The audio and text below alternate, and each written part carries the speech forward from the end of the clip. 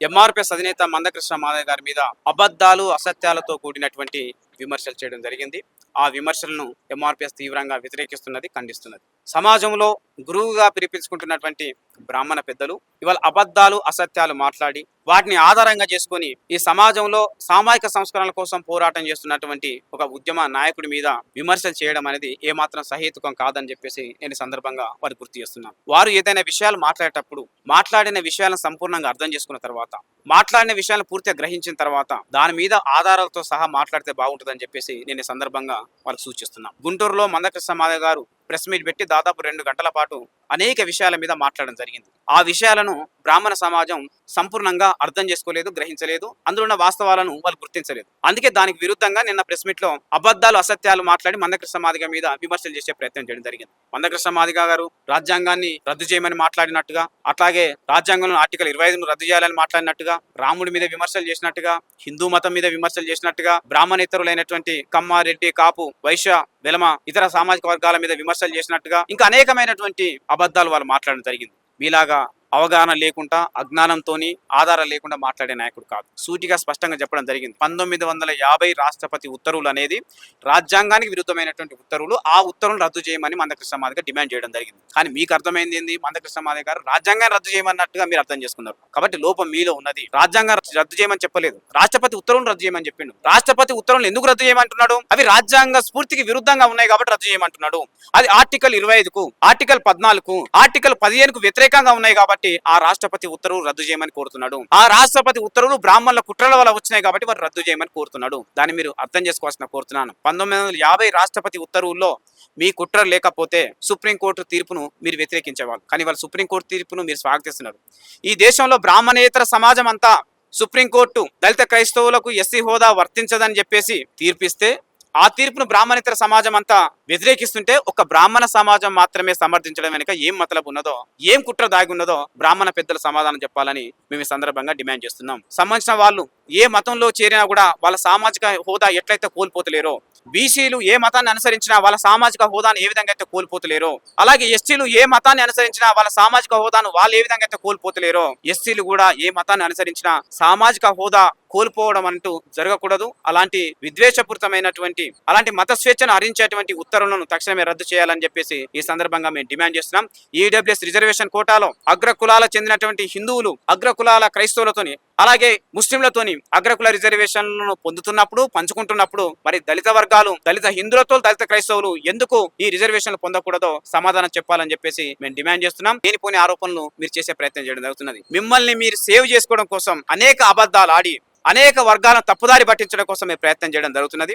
రాముడి మీద అపారమైన గౌరవం ఉన్న నాయకుడు మందకృష్ణ మాదయ్య గారు నిన్న ప్రెస్ మీట్ లో వారు స్పష్టంగా చెప్పడం జరిగింది. రాముడు శంభుకుని సంఘటనను ఉదాహరిస్తూ స్పష్టంగా చెప్పడం జరిగింది. శంభుకుని చంపే అవసరం రామునికి లేదు, కానీ రాముని ద్వారా శంభుని చంపించింది ఎవరు? శంభుకుని చంపించింది ఎవరంటే బ్రాహ్మణులే చంపించిండ్రు. బ్రాహ్మణులు చేసిన పాపమే ఇందులో ఉన్నది తప్ప ఇంకేది లేదనే విషయం మందకృష్ణ మాదయ్య గారు స్పష్టంగా చెప్పడం జరిగింది. మీ యొక్క విధానాలు ఏ విధంగా ఉంటాయో, మీ యొక్క వైఖరి కింది కులాల పట్ల ఏ విధంగా ఉంటాయో అని తెలియజెప్పడం కోసమే రాముడు శంభుకుని సంబంధించినటువంటి సంఘటనను మందకృష్ణ మాదయ్య గారు ఉదాహరించి చెప్పడం జరిగింది. దాని మీద మీరేదో అవాకులు చెవాకులు పేయాలని చూడడం అనేది ఏమాత్రం సరికాదు. వీలైతే మీ వైఖరిలో మీరు మార్పు తెచ్చుకోవాలని చెప్పేసి మీ సందర్భంగా కోరుకుంటున్నాం. మందకృష్ణ మాదయ్య గారు సూటిగా స్పష్టంగా లేవనెత్తిన అంశం, ఈ దేశంలో ఉన్నటువంటి ప్రసిద్ధిగాంచినటువంటి హిందూ దేవాలయాలన్నిటిలో బ్రాహ్మణేతరులందరినీ, వాళ్ళ కమ్మ వాళ్ళు కావచ్చు, రెడ్డి వాళ్ళు కావచ్చు, వెలమ వాళ్ళు కావచ్చు, వైశ్యులు కావచ్చు, కాపు వాళ్ళు కావచ్చు, బీసీలు కావచ్చు, ఎస్సీలు కావచ్చు, ఎస్టీలు కావచ్చు, అన్ని సామాజిక వర్గాలకు సంబంధించిన వాళ్ళందరినీ పూజారిగా నియమించాలని చెప్పేసి మందకృష్ణ మాదయ్య గారు డిమాండ్ చేయడం జరిగింది. మరి అట్టాడు కులాలకు లాభం చేకూర్చే విధానాల మీద మాత్రం మీరు ఎందుకు వ్యతిరేకంగా ఉంటారో మీ వైఖరిలో మార్పు తెచ్చుకోవాలని సందర్భంగా మేము వాళ్ళ కోరుకుంటూ, మీ నుండి పరివర్తన వస్తుందని చెప్పేసి మేము ఆశిస్తున్నాం. మీరు సమానత్వాన్ని అంగీకరిస్తారని, సామాజిక న్యాయానికి కట్టుబడి ఉంటారని, కింది కులాలతో సఖ్యతో కలిసి నడుస్తారని చెప్పేసి ఆశిస్తున్నాం. ఆ దిశగా మీరు నిర్ణయాలు తీసుకొని ఈ కింది అణగారిన వర్గాల సమాజం పట్ల సఖ్యతతో మెదలాల్సిన బాధ్యత, సఖ్యతతో ముందుకు సాగాల్సిన బాధ్యత మీ మీద ప్రధానంగా ఉన్నది. ఆ బాధ్యతను నిర్వర్తించి అన్ని వర్గాలతో ముందుకు వస్తారని చెప్పేసి మేము ఆశిస్తున్నాం. బ్రాహ్మణ సంఘాలు మాట్లాడుతూ ఎస్సీ వర్గీకరణకు మద్దతు తెలపడమే కాకుండా డొనేషన్లు ఇచ్చిన ఎస్సీ వర్గీకరణకు అని చెప్పి మాట్లాడుతున్నాం. నేను ఈ సందర్భంగా వాళ్ళకు గుర్తు చేసేది ఏంటంటే, ఎస్సీ వర్గీకరణ పోరాటంలో ఈ తెలుగు నేల మీద సంఘీభావం తెలపని కులం అంటూ ఏది లేదు. ఈ ఉద్యమానికి మద్దతు ఇవ్వని కులం అంటూ లేదు. ఈ ఉద్యమానికి ఆర్థిక సాయం చేయని కులం అంటూ లేదు. అందువల్ల ఎస్సీ వర్గీకరణ స్వప్నం సాకారం చేసిన రోజు మా అధినేత మందకృష్ణ మాదిగ గారు ఈ విజయాన్ని మాదిగ అమరవీరులకు అంకితం ఇస్తున్నాం. ఈ విజయాన్ని మా ఉద్యమాన్ని సహకరించినటువంటి అన్ని వర్గాలకు అంకితం ఇస్తున్నాం. మీ ఉద్యమం మేము గెలిచినామంటే మాకు అన్ని వర్గాల సంపూర్ణ సహాయ సహకారాలు, అన్ని వర్గాల మద్దతు, అన్ని వర్గాల చేదోడు వాదోడుగా మాకున్నటువంటి వాళ్ళ అండదండలు అందించడం వల్ల మేము ఇవాళ గెలిచినామని చెప్పేసి చెప్తూ వాళ్ళందరికీ మందకృష్ణ మాదిగ గారు మీడియా ముఖంగా కృతజ్ఞతలు తెలపడం జరిగింది. మాకు ఏదైనా సహాయం దొరికితే వాళ్ళ పట్ల కృతజ్ఞతగా ఉండే జాతి మాదిగ జాతి, అది మేము ఎప్పుడు మర్చిపోం. కానీ